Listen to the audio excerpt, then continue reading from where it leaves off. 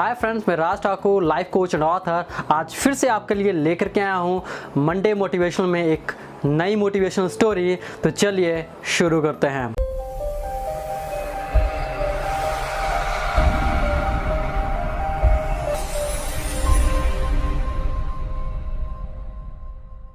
एक बार की बात है, एक व्यक्ति बहुत ही ज़्यादा आलसी होता है। वो हमेशा ही यही सोचता रहता है कि किसी न किसी तरह से उसको आसानी से खाना मिल जाए।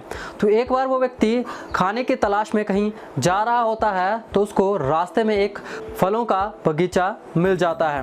वो उस बगीचे में घुसने से पहले ये देख लेता है कि कहीं कोई इस बगीचे की रखवाली करने वाला तो नहीं है। जब वो देखता है कि उस बगीचे में कोई भी रखवाली करने वाला नहीं है तो वो आराम से उस बगीचे के अंदर घुस जाता है और वहाँ पर लगे हुए फलों को खाने लगता है।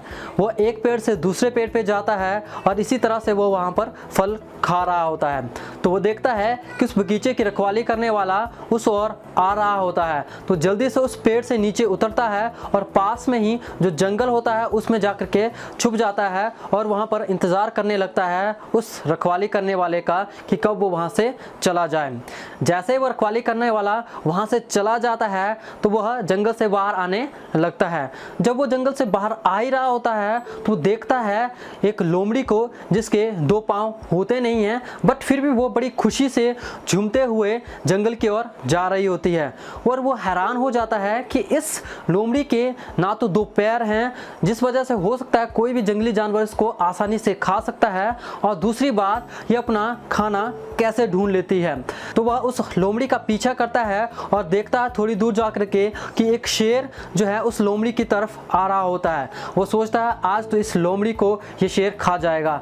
जब वो देखता है कि शेर के मुंह में तो एक मांस का टुकड़ा होता है और वो देखता है कि शेर उस लोमड़ी के पास आकर के उस मांस के टुकड़े को उस लोमड़ी के सामने फेंक देता है और वहाँ से चला जाता है और लोमड़ी उस पड़े हुए टुकड़े को वहाँ पर खा लेती है। तो इस दृश्य को देख करके उस व्यक्ति के मन में एक विचार आता है कि भगवान ने इस धरती पर जिस भी इंसान को बनाया है उसके लिए कहीं ना कहीं खाने का प्लान ज़रूर बनाया है, उसके भरण पोषण का प्लान ज़रूर बना रखा है। इसलिए लोमड़ी को हर दिन शेर आकर के खाना दे देता है। तो वो सोचता है मुझे भी अब खाना ढूंढने की कोई भी ज़रूरत नहीं है, क्योंकि भगवान ने भी मेरे लिए कोई ना कोई प्लान ज़रूर बना रखा होता है। इसी तरह से वो वहाँ बैठ कर के खाने का इंतज़ार करने लगता है। तो एक दिन गुजरता है, 2 दिन गुजरते हैं, 3 दिन गुजरते हैं, पर उसको कहीं पर से भी कोई खाना नहीं मिलता है या कोई भी उसको वहाँ पर से संकेत नहीं मिलता है जिससे उसको खाना मिल सके। वो तीसरे दिन थक हार करके सोचता है कि अरे मुझे खाना तो मिला नहीं, इसी तरह से अगर मैं 1-2 दिन और भूखा रहूँगा तो मैं भूख से ही मर जाऊँगा। तो चलो फिर से खाना ढूंढते हैं। वो व्यक्ति वहाँ से चला जाता है। जैसे वो जा रहा होता है तो उसको रास्ते में एक साधु मिल जाते हैं। जब वो साधु के पास पहुंचता है तो बोलता है, साधु महाराज मुझे तो बहुत ज़ोरों की भूख लगी है, मैं पिछले 3 दिनों से भूखा हूँ, क्या आप मुझे खाना देंगे? तो साधु महाराज बोलते हैं, अरे तुम 3 दिन से भूखे क्यों हो?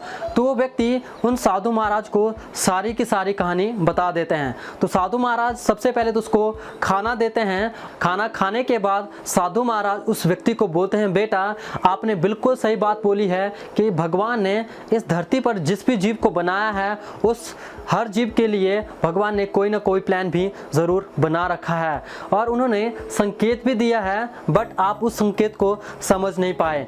भगवान आपको लोमड़ी नहीं बनाना चाहता है, वो आपको शेर बनाना चाहता है, क्योंकि शेर अपनी काबिलियत से सिर्फ शिकार करके अपना ही पेट नहीं भरता है बल्कि दूसरों का भी पेट भरता है।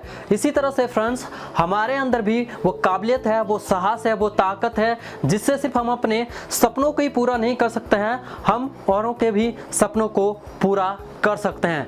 बट बहुत बार हम आलसी बन जाते हैं, और सबसे बड़ी बात यह है कि इस दुनिया में हर पर्सन कभी ना कभी कहीं ना कहीं पर आलस ज़रूर दिखाता है, और हम आलस तभी सबसे ज़्यादा दिखाते हैं जब हमारे पास ऑप्शन होता है उस काम को करने का या नहीं करने का।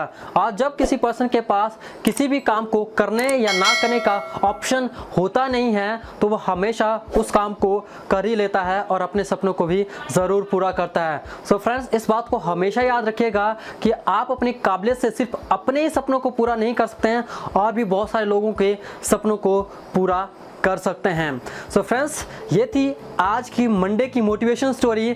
इसी तरह से फ्रेंड्स, मैं आपके लिए हर मंडे को लेकर के आऊँगा सुबह 7 बजे एक नई मोटिवेशन स्टोरी, और आपको मेरे लिंक्डइन, इंस्टाग्राम और ट्विटर पर भी ये स्टोरी देखने को ज़रूर मिलेगी। तो वहाँ पर भी मुझे फॉलो कीजिएगा और मिलते हैं एक नई मोटिवेशन स्टोरी के साथ। Till then, nice meeting you.